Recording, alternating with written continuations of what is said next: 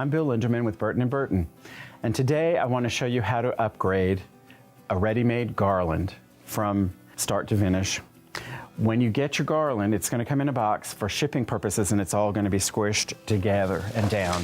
It'll come in, and you're going to take your plastic off, and once you take it out of the plastic, you want to separate all of your tendrils, give them personality.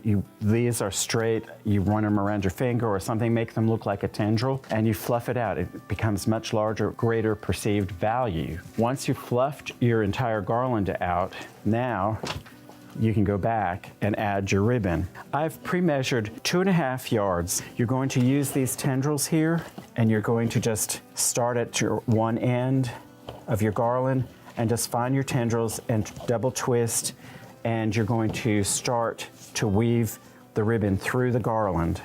Just find those little areas that you can.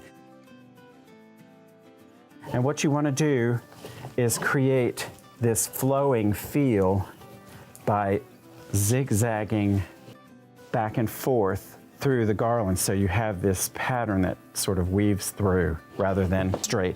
Otherwise it looks like you took Scotch tape and stretched it along a garland, and you don't want that. Especially if you're putting this on a doorway, you want it to have some slack so that it has this gravitational pull and it's not just stretched straight down. It looks a little plastic that way. With that said, we're just going to continue on all the way down our garland. Now the garland is completely filled with the ribbon woven through. Now we're just going to go back with the taffeta ribbon, which I've already pre-measured. These are all 1 yard pieces, 1 yard lengths. And I'm going to go in where the ribbon meets the garland, and I'm just going to do a simple 2-loop shoelace or Chanel bow.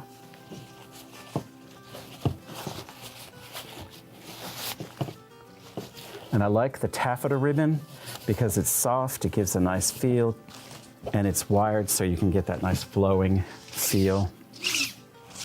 So you get the idea. We're just going through to where the ribbon is meeting the garland and tying.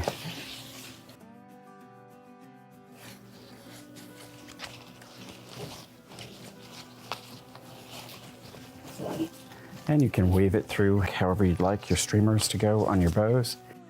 So we're going to continue on through the entire piece.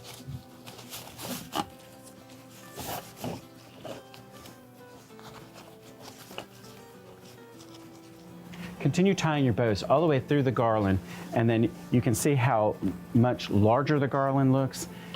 In a relatively inexpensive way to do it is with your ribbon, and it just enhances the size of the garland and makes it larger.